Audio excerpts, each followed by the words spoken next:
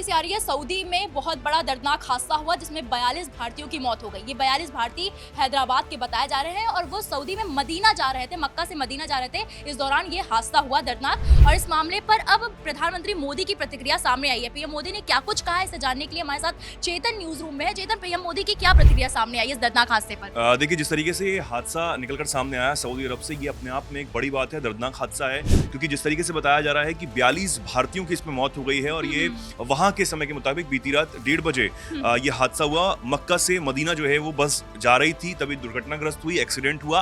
हालांकि दीपिका, शुरुआती ये जानकारी है कि ये एक्सीडेंट है, अभी भी ये जांच का विषय है कि आखिर ये मामला क्या था। लेकिन सबसे बड़ी बात है कि इस हादसे ने सबको झकझोर कर रख दिया है।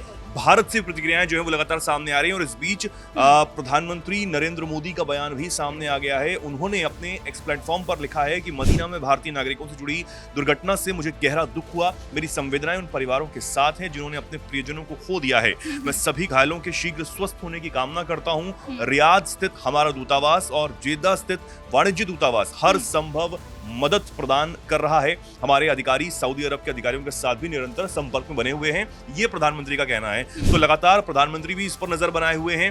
उन्होंने ये बताया कि किस तरीके से जो हमारे अधिकारी हैं दूतावास में वहां पर, वो लगातार सऊदी अधिकारियों के साथ संपर्क बनाए हुए हैं। लेकिन इसमें एक सबसे बड़ी बात दीपिका अब तक ये है कि इतना समय अब तक बीत चुका है लेकिन सऊदी की तरफ से कोई आधिकारिक बयान जो है इस पर नहीं आया है, कोई प्रतिक्रिया इस पर सामने नहीं आई है। सोशल मीडिया हम लोग खंगाल रहे हैं लेकिन कुछ भी सऊदी अरब की तरफ से नहीं बोला गया है।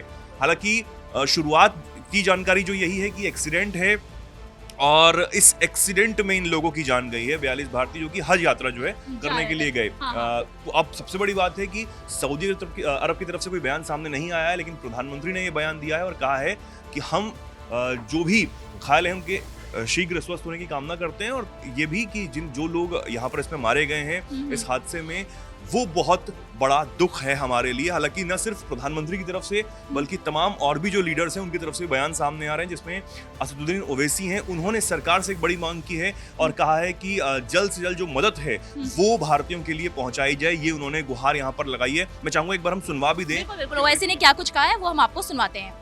ये मुझे भी खबर अभी मालूम हुई है कि हैदराबाद के 2 ट्रैवल एजेंसी, एक fly zone tours and travels और अल मक्का हज एंड उमरा के 42 हाजी मक्का से मदीना जा रहे थे बस में, और बस को आग लगने से मालूम हुआ कि सिर्फ एक शख्स की जान बची है। कंफर्म नहीं है, बास कह रहे हैं कि पूरों का इंतकाल हो गया।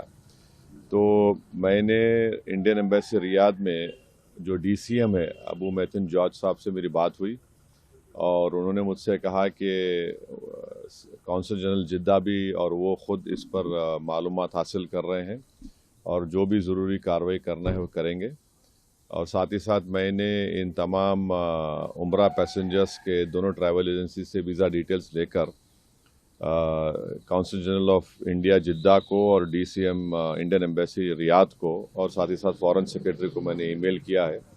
मेरी भारत सरकार से और ख़ास तौर से एक्सटर्नल अफेयर्स मिनिस्टर से जयशंकर साहब से ये रिक्वेस्ट है कि वो इमीडिएटली इस पर देखें और अगर जिन लोगों की डेथ हुई है उनके परिवार ये चाह रहा है कि उनकी डेड बॉडीज़ जल्द से जल्द इंडिया को लाई जाए और अगर कोई उसमें ज़ख्मी है तो उनको अच्छी से अच्छी वहाँ पर उनको इलाज हो सके।